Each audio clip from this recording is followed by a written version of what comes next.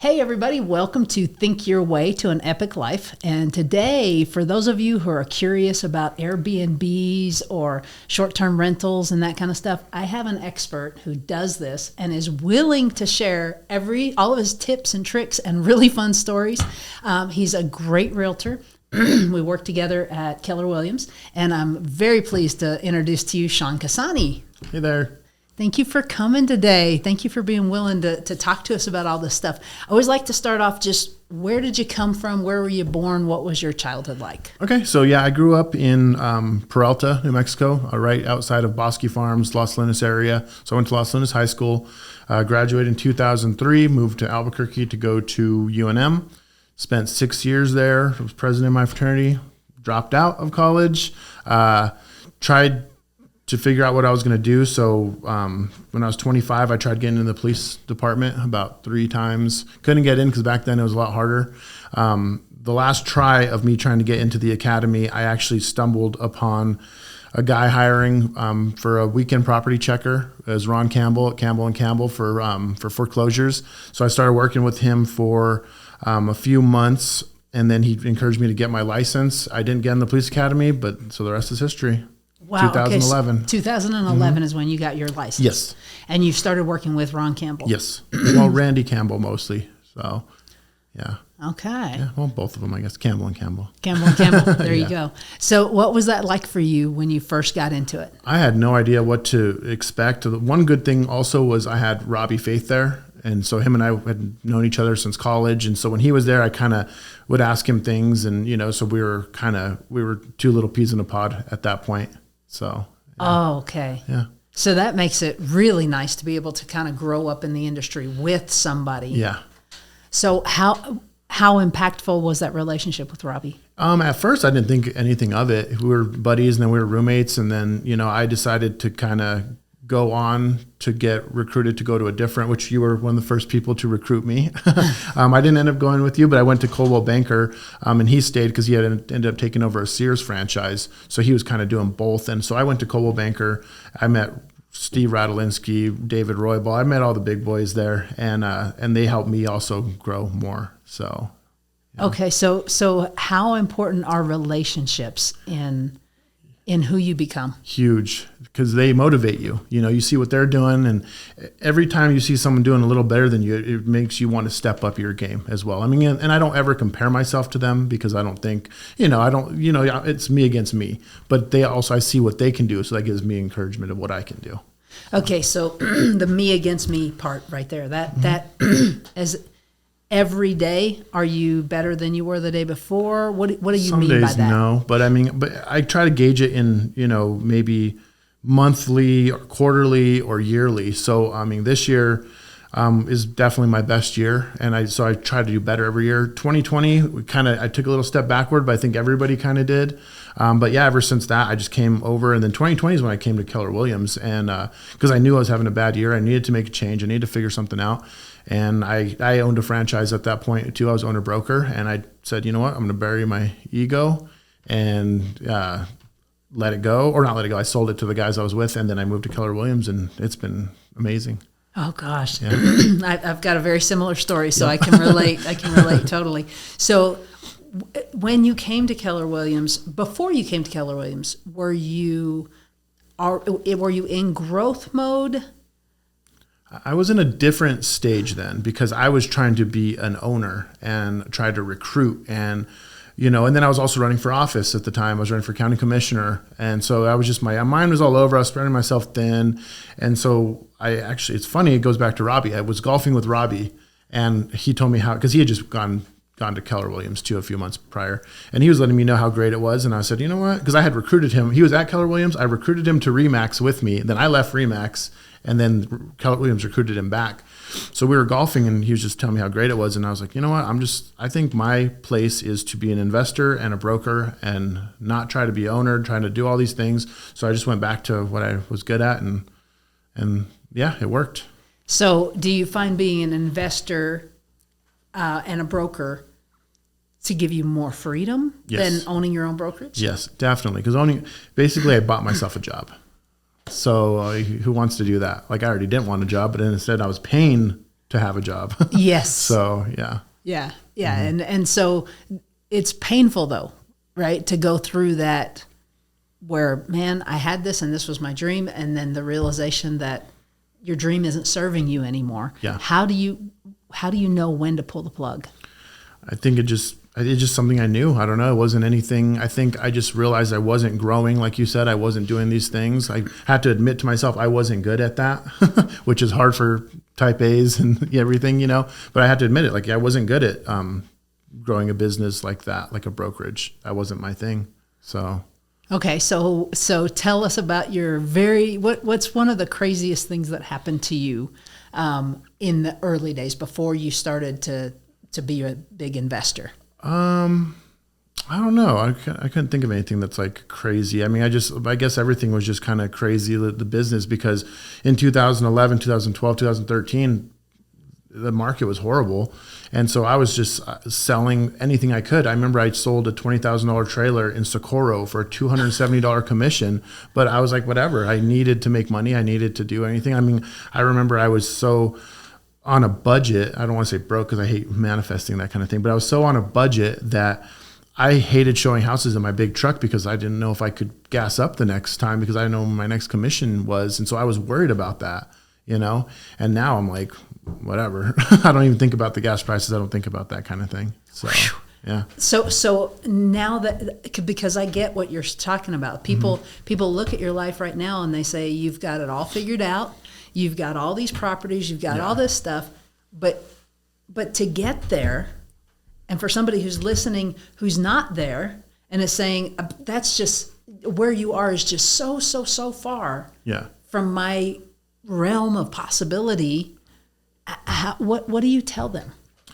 It's as hard as it is to do. When you're at a low place, you still have to think big. And I didn't realize that till now. I just kept knowing I was never going to fail. I guess that was like my mindset. And so I just kept going, but I never had that whole, philosophy of thinking big. I didn't really ever understand it. And now I obviously get it because I do it. But back then it was just more of like a mindset of, okay, just keep going, keep hustling, keep going, So how important is your thinking? Huge. I am very big on morning routines and manifesting. So every morning I get up, I try to just take in the day.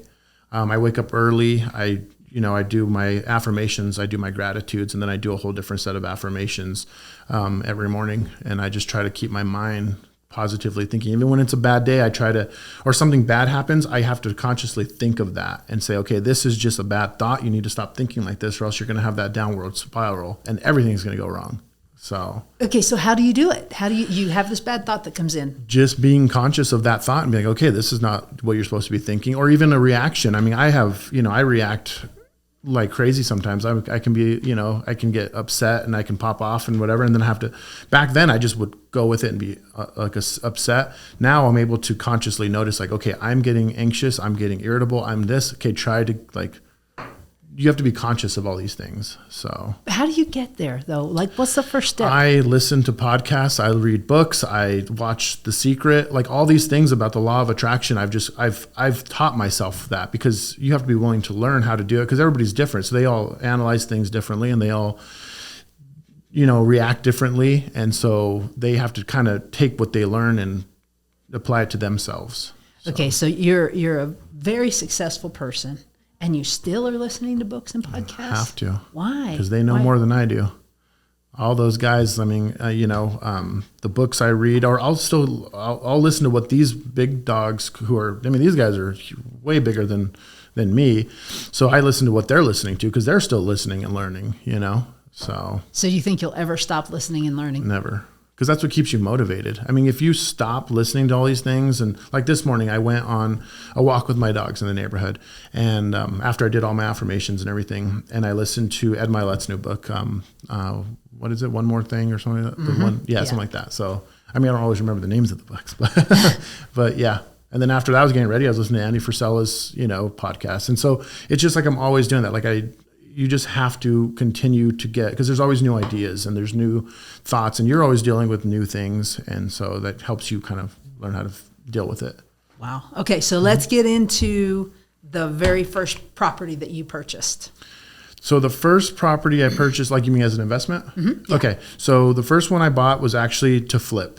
It was, I took on two partners. One of my buddies, Justin, and the other one was Robbie.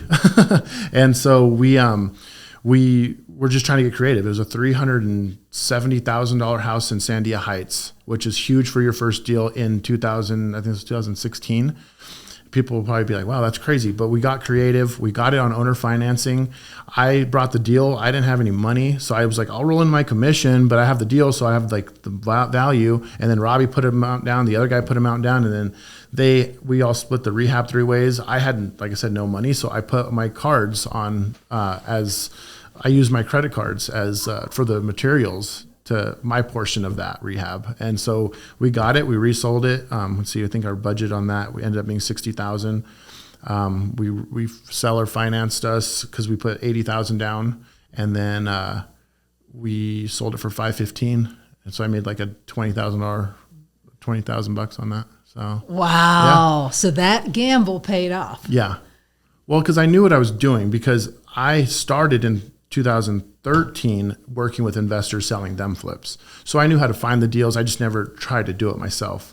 So I was finding them for them, and I knew how to analyze deals, or I can't say I knew how, I was learning how to and getting better at it. So gosh. Okay. So how scary, but all successful people are just lucky, right? Oh, definitely not. No. Is it so you had to put yourself out there far beyond your comfort zone. Yeah, there's an extent of risk that you have to take and be willing to take. And the thing is since I had been doing it for so many years with other people and getting them deals, I was comfortable with my ability to price on the ARV. And so ARV is after return or after rehab repair. Value or repair. Yeah, whichever one.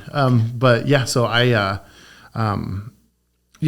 comfortable with my knowledge on that. So I don't really, like, even now we've done, I don't know how many flips this year with either me or my partner or him, and so I send him a deal, we run it, and if it doesn't make sense, we just don't do it. But we've done quite a bit this year, and so it just got to the point where I just kind of know numbers of areas of town even without even running. But we run them still to be safe, but I just kind of know already what that area of town's going to bring per square foot.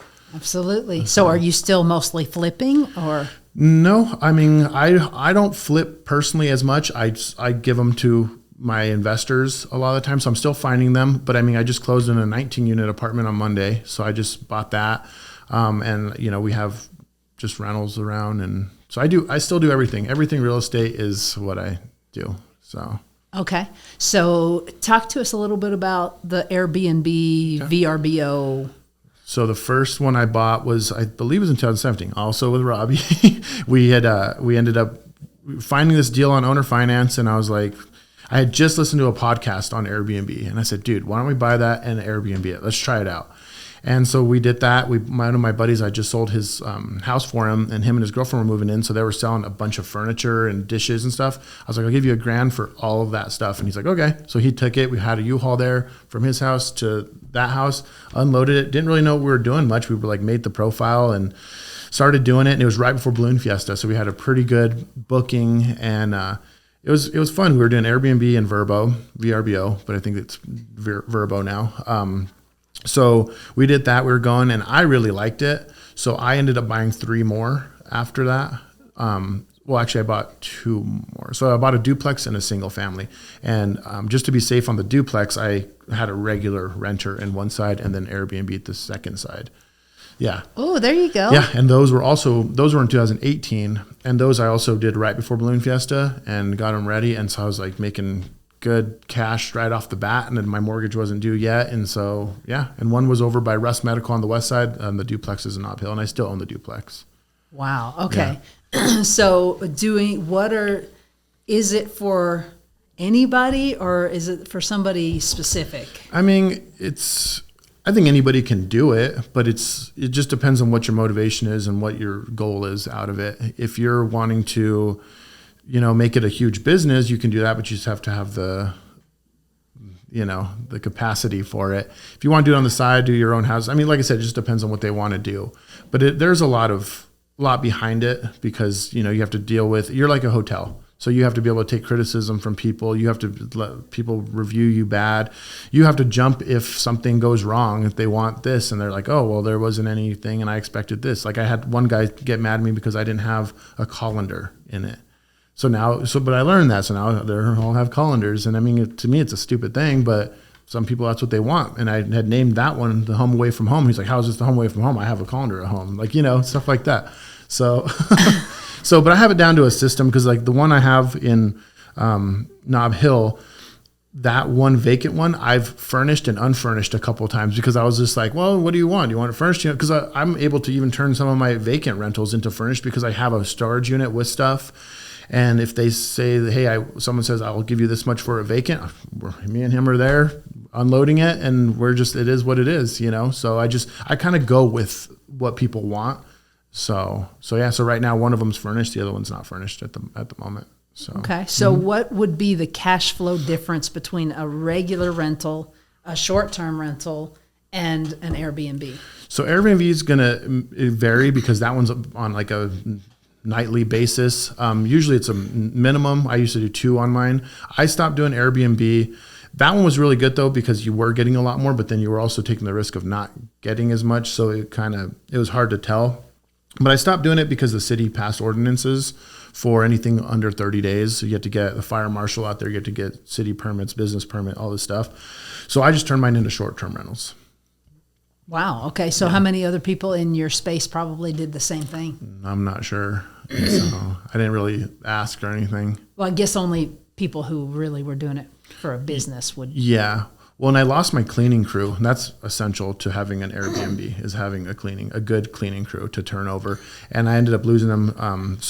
That's when I just was like it's hard for me because then I was wasting half of my day trying to get it ready when I could be working. So it's like I was like trying to make 400 and jumping over potential $10,000 commission, so it's, jumping over dollars to save a dime type of thing. So. Gotcha. Yeah. Okay. So short-term rentals are like 3 to 6 months usually. And who needs executives. Those? So you have your travel nurses, you have military. So right now I have a military couple in one of them.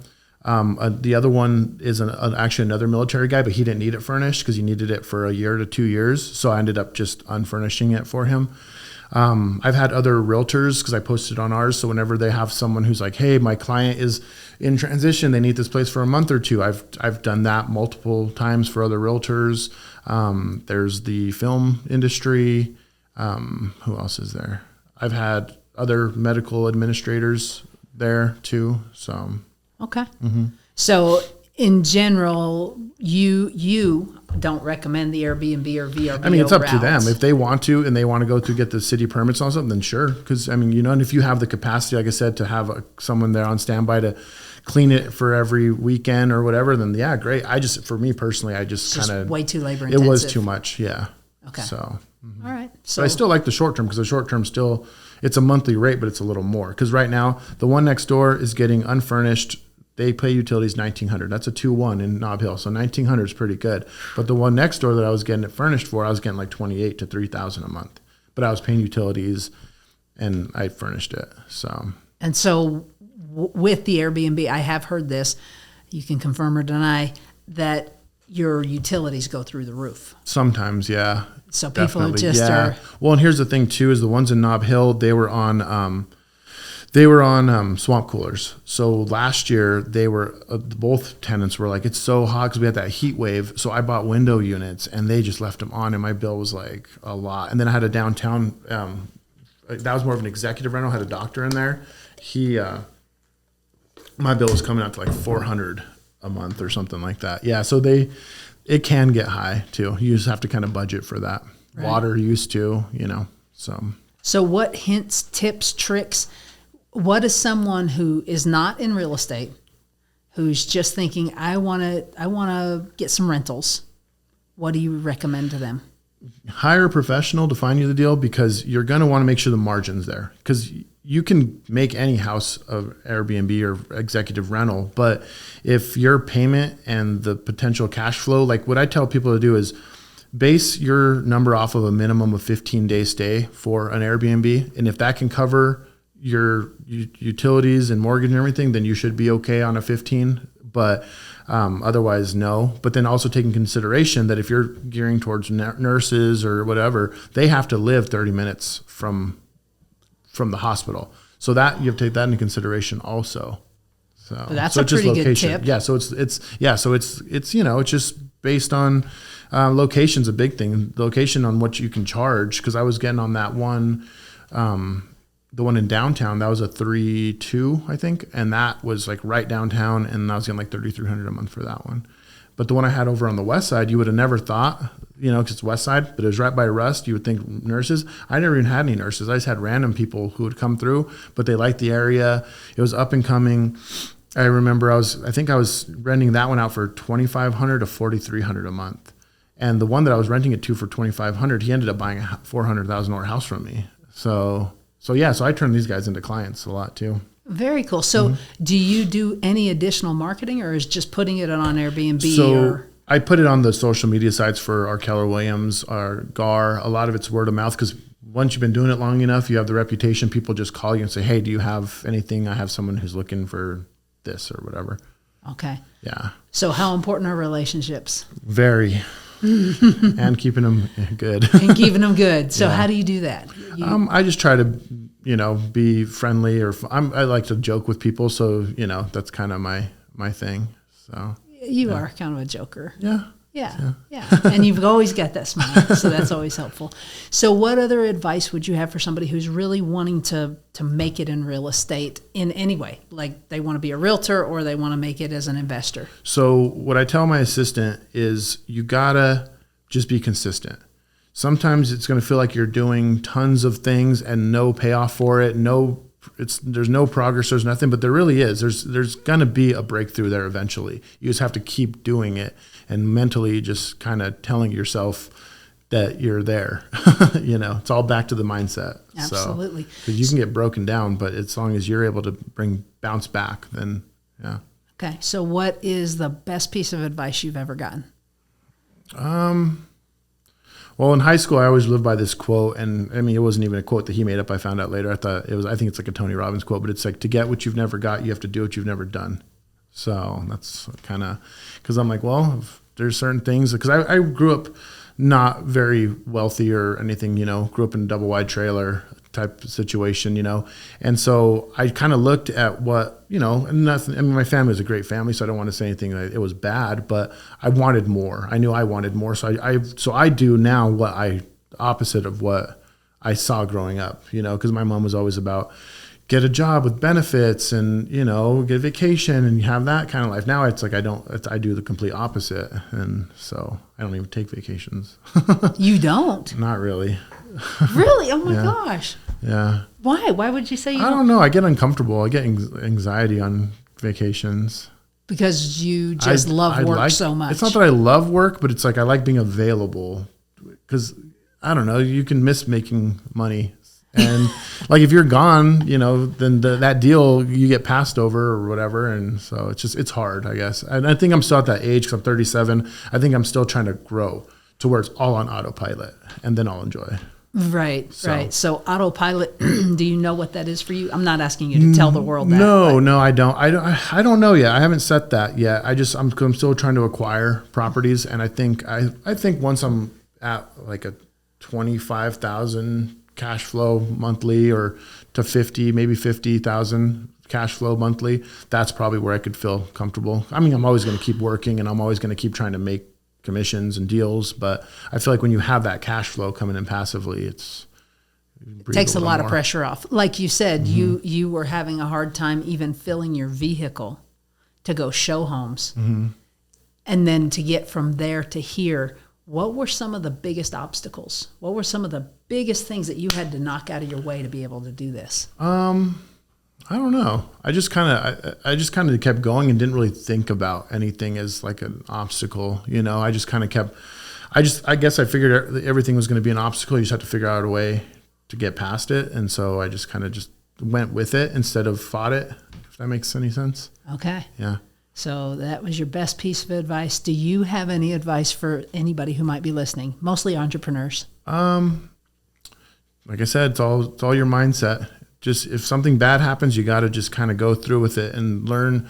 I've learned that I've had anxiety over the years and I didn't know really what it was or how to deal with it. Now I understand what it is and now I can deal with it. And so when you start feeling down, just keep going. Cause I mean, there's like that analogy of like, grass doesn't grow if it's not watered, so, or a seed's not going to go. So even though you're watering the seed and you can't see it about to come up, doesn't mean it's not going to come through, And so that's what, how I try to think is like, even you just have to keep doing multiple things to keep growing, because otherwise, and you don't know what may not work, may work, you don't know. So that's why you got to do multiple things. So best book you've ever read? Rich Dad, Poor Dad is definitely probably up there, because it's kind of like the way I grew up thinking. I grew up thinking like I just told you how you get a job, you get salary, you get benefits, you this and that. So it made sense to me because I never really understood why I thought differently than the way I was raised to think. So it made sense. What was another one that I really like? A lot of the Grant Cardone books. I really like Grant Cardone's energy. Lately, podcasts too. I like a lot of the podcasts. So. Okay. So who's your favorite podcaster? It used to be Bigger Pockets, but I mean, I don't know. It's different now that Brandon Turner isn't there and there's like another guy there, and it's just not as, I don't know. It's not as interesting, but I used to listen to Bigger Pockets in 2015. I would go to the gym every morning, and after that I would take my dogs for a walk, and I'd listen to an episode on a walk. So I was just learning and listening. And that's the thing is, the more you learn from these podcasts and books and just people around like when you get like that obstacle, like you said earlier, you know how to handle it because you've heard it from another person already tell how they did it. So instead of wasting your time watching television or listening to news, you're learning. I listen to the news, but only because I like to know what's going on in the city. Sure. Because I'm a politician as well. Gotcha. Yeah. Well, Sean, thank you so much for your time. This is wonderful. And guys, if you will apply even one or two of the things that Sean told you, you can change your trajectory as well. There you go. Thanks again. Yeah, thank you. Appreciate it. Thanks.